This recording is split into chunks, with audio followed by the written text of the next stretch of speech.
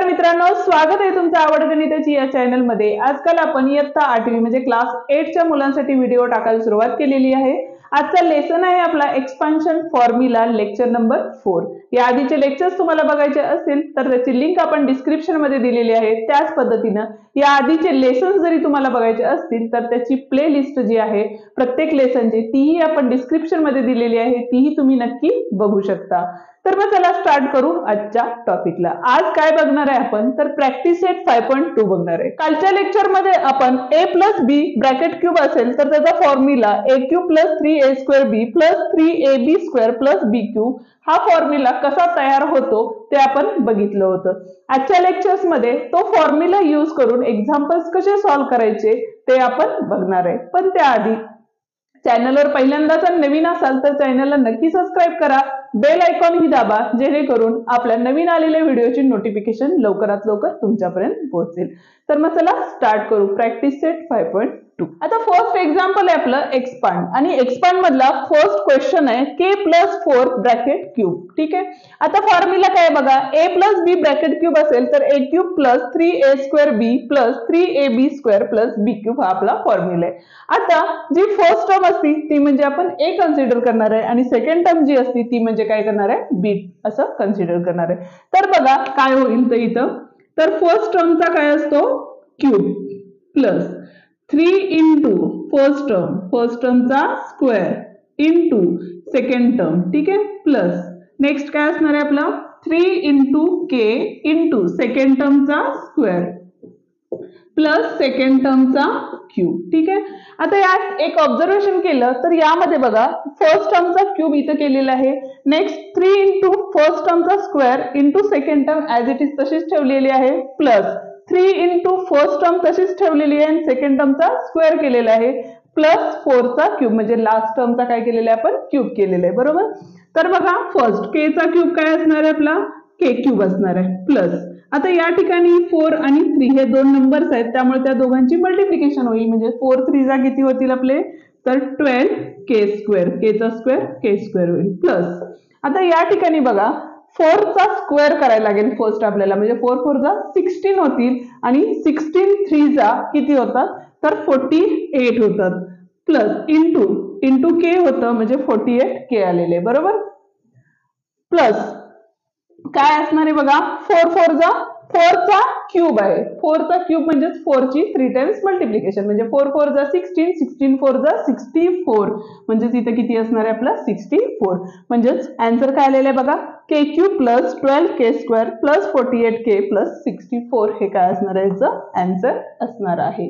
Next question बघतोय आपण आता, इथे बघा 7x + 8y ब्रॅकेट क्यूब त्याच पद्धतीने करणार आहे। फर्स्ट नंबर काय असणार आहे आपला 7x चा क्यूब प्लस 3 इंटू काय करणार आहे फर्स्ट टर्मचा स्क्वेअर म्हणजे कुठला येणार आहे आपण 7x चा square into second term 8y plus 3 into first term as it is तशीच ठेवणार आहे आणि सेकंड टर्मचा काय करणार आहे आता स्क्वेअर करणार आहे, प्लस लास्ट टर्मचा काय असतो इथं क्यूब असणार आहे, बरोबर। आता इथं बघा आता सॉल्व्ह करून घेऊया आणि देन मग काय करणार आहे आपण मल्टिप्लिकेशन करणार आहे। म्हणजे आता या ठिकाणी बघा 7 7 जा 49 आणि 49 7 जा 343 होतं, 343 आणि हा आला आपला x³ प्लस हा 3 तसाच राहील इंटू 7 7 जा 49 x आले आणि हा स्क्वेअर इंटू 8y तसेच राहतील, प्लस आता या ठिकाणी 7 3 जा 21 x आलेले आहेत आणि 8 8 जा किती होतात इथं तर 64 होतात आणि हा y², प्लस तर या ठिकाणी बघा 8 8 जा 64 आणि 64 8 जा म्हणजे किती असतात 512y³ म्हणजे 8 चा क्यूब हा काय असतो 512 असतो, ठीक आहे। आता या ठिकाणी बघा जे नंबर्स आहेत त्या नंबरची फर्स्ट आपल्याला काय करायला लागेल मल्टिप्लिकेशन करावे लागतील, म्हणजेच हा जो 343 होता तो ऍज इट इज तसाच राहतील, हा x³ तसाच राहील, प्लस आता इथे बघा 8 3 जा किती होतात तर 24 म्हणजे 49 इंटू किती आले इथं 24 आले, म्हणजे या दोघांची मल्टिप्लिकेशन करून घेणार आहे। 9 4 जा 36, 3 कॅरी 4 4 जा 16, 16 प्लस 3 9 0, 9 2 जा 18 कॅरी ओव्हर 4 2 जा 8 प्लस 1 9 आलेले, 6 इथं आले 7 कॅरी ओव्हर 10 आणि हे 11 म्हणजे 1176 म्हणजे 1176 हा एक्स स्क्वेअर तसाच राहील इथं आणि हा वाय तसाच राहील. नेक्स्ट क्वेश्चन बघा काय आता इथं आपला, तर इथं आहे आपले 64 इंटू 21. 21 नी मल्टिप्लाय करणार आहे. इथं आले 4, इथं आले 6. 0 4 2 जा 8, 6 2 जा 12 आलेले आहेत. म्हणजे 4 आणि 8 प्लस 6 किती होतात बघा, तर 14, 3 आणि हे 1 3 म्हणजे 1344. 1344 इंटू काय असणार आहे, हा एक्स तसाच राहील आणि हा वाय स्क्वेअर पण तसाच राहील आणि प्लस 512 वाय क्यूब. हे आलेलं आहे आपलं आन्सर. हे होतं आपल्या याचं फायनल आन्सर. पुढचं थर्ड वन एक्झाम्पल बघा. 7 प्लस एम ब्रॅकेट क्यूब दिलेले आहे. या ठिकाणी पण आपल्याला हाच फॉर्म्युला लागू करायचा आहे. म्हणजेच काय होणार आहे बघा, फर्स्ट टर्म म्हणजे 7 होती म्हणजे 7 चा cube plus 3 into first term किती आहे तर 7 चा square into second term plus 3 into first term तशीच राहते आणि सेकंड टर्मचा काय होतो स्क्वेअर प्लस लास्ट टर्मचा क्यूब राहणार आहे. ठीक आहे. आता इथे बघा 7 चा क्यूब म्हणजे किती झाले, 7 7 जा 49 आणि 49 7 जा 343 आलेले आहेत. ठीक आहे. प्लस इथं 3 इंटू 7 चा स्क्वेअर किती असतो 49 एम प्लस 3 7 चा किती असणार आहे तिथं तर 21 दोनच नंबर आहेत आणि हा एम स्क्वेअर तसाच राहील प्लस एम क्यूब. ठीक आहे. आता या ठिकाणी बघा हा 343 तसाच राहील प्लस या दोघांची मल्टिप्लिकेशन होईल. 9 3 जा 27 2 राहिले 3 4 जा 12 12 प्लस 2 म्हणजे 147 आलेले आहेत आणि इथं एम आलेले आहेत plus 21 M square plus M cube म्हणजे हा आलेला आहे आपला आन्सर. ठीक आहे. आता नेक्स्ट क्वेश्चन मध्ये बघा 52 चा क्यूब दिलेला आहे. 52 चा क्यूब काढताना तुम्ही काय करता जनरली तर 52 इंटू 52 इंटू 52 करता बरोबर म्हणजे 3 टाइम्स मल्टिप्लिकेशन. तेच जर आपण a प्लस बी ब्रॅकेट क्यूबचा फॉर्म्युला यूज केला तर काय होईल बघा. आता 52 म्हणजे कशाच्या जवळचा नंबर आहे तर 50 च्या जवळचा आहे. म्हणजेच येताना काय होईल बघा इथं तर 50 प्लस 2 ब्रॅकेट क्यूब म्हणजेच काय असणार आहे आपल्या इथं 50 चा cube plus 3 into first term काय आपली 50 चा square into second term plus 3 into first term into second टर्मचा स्क्वेअर प्लस सेकंड टर्मचा क्यूब असणार आहे बरोबर. आता इथे या ठिकाणी आपण कॅल्क्युलेशन करून घेणार आहे. म्हणजेच बघा 5 चा क्यूब 125 5 बाय 25 25 5 जा 125 म्हणजे तिथे आले आपले 125 आणि 1 0 होता त्यामुळे क्यूब केल्यानंतर त्यात 0 ट्रिपल झाले म्हणजे ट्रिपल झाले 0 आले बरोबर 3 zeros प्लस आता इथं 3 इंटू 5 चा स्क्वेअर किती असतो 25 बरोबर म्हणजे इथं आले 25 आणि एक 0 होता त्यामुळे डबल 0 झाले इंटू 2 आले प्लस या ठिकाणी बघा 5 3 जा 15 हा 0 आला आणि 2 चा स्क्वेअर किती असणार आहे 4 प्लस इथं आले आपले 2 चा क्यूब 2 2 जा 4 4 2 जा 8 म्हणजे 2 चा क्यूब हा काय आला 8. आता हे जे ऍडिशनच्या आतले ब्रॅकेट्स आहेत ते फर्स्ट आपण काय करू सोडवून घेऊ. म्हणजेच फर्स्ट काय आले बघा 1 2 5 0 0 0 प्लस आता या ठिकाणी बघा 3 2 जा 6 झाले आणि 25 6 जा 150 होतात म्हणजे इथं आले 150 आणि हे 2 zeros होते म्हणून पुढे 2 zeros लावले प्लस इथं 15 4 जा किती होतात तर 60 आणि हा एक 0 म्हणून इथं 0 दिलेला आहे आणि हा 8. आता काय करणार आहे आपण या सगळ्या नंबरची ऍडिशन करणार आहे. म्हणजेच बघा युनिट प्लेसला काय होतं आपलं 8 होतं त्यामुळे 8 आलेलं आहे. टेन्स प्लेसला कोणता नंबर नाहीये. नेक्स्ट इथं 0 इथं आले 6 आले. नेक्स्ट काय होईल बघा एक काम करून लिहून घेऊ म्हणजे इझी जाईल आपल्याला सोडवायला. नेक्स्ट होतं आपले 1500 नेक्स्ट होते 600 आणि नेक्स्ट होते 8. या सगळ्यांचे ऍडिशन 8 0 6 10 कॅरी ओव्हर इथं आले 4 आणि इथं आले 1 म्हणजेच हे होतं आपलं आन्सर. नेक्स्ट आहे आपला 101. आता 101 मध्ये बघा काय असणार आहे तर 100 प्लस काय येतं 1 ब्रॅकेट क्यूब. आता परत एकदा हा म्हणजे ए आणि हे म्हणजे बी असणार आहे. म्हणजेच बघा इथं काय होईल फर्स्ट टर्मचा क्यूब म्हणजे 100 चा क्यूब प्लस 3 इंटू फर्स्ट टर्मचा square into second term as it is plus 3 into first term as it is आणि सेकंड टर्मचा स्क्वेअर प्लस 1 चा क्यूब म्हणजे लास्ट टर्मचा क्यूब घेतो आपण बरोबर. आता या ठिकाणी बघा 1 चा क्यूब म्हणजे 100 चा क्यूब काय असणार आहे बघा तर 1 चा क्यूब हा काय असतो 1 आणि इथं डबल झिरोज आहेत त्यामुळे त्याचे 3 पट होणार म्हणजे 3 2 जा किती होतात 6 म्हणून इथे किती झिरोज येणार 1 2 3 4 5 6. ठीक आहे. प्लस हे 3 तसेच राहिले आणि 100 चा स्क्वेअर म्हणजेच काय येणार आहे बघा तर हे 2 zeros ऑलरेडी आणि हे पुढचे 2 zeros म्हणजे 2 zeros 10,000 आलेले आहे प्लस आणि हे 1 जा होतं म्हणजे 3 1 जा 3 राहणार आहे. ठीक आहे. आता नेक्स्ट म्हणजे बघा 3 1 जा 3 आणि हे 0 0 आणि 1 चा स्क्वेअर हा 1च असतो. इथं पण 1 चा क्यूब हा काय असणार आहे? 1च असणार आहे. आता इथे बघा हे आपले 10 लाख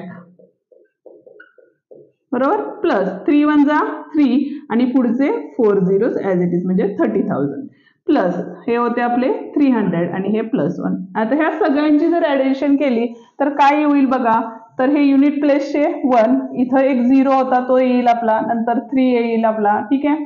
नेक्स्ट बघा हा 300 प्लेसला होता म्हणजे 1 0 येईल, इथला एक 3 येईल म्हणजे 30,000 झालेले आहेत आणि हे प्लस 10 म्हणजेच आपले 10,30,301 हे काय असणार आहे याचं आन्सर असणार आहे.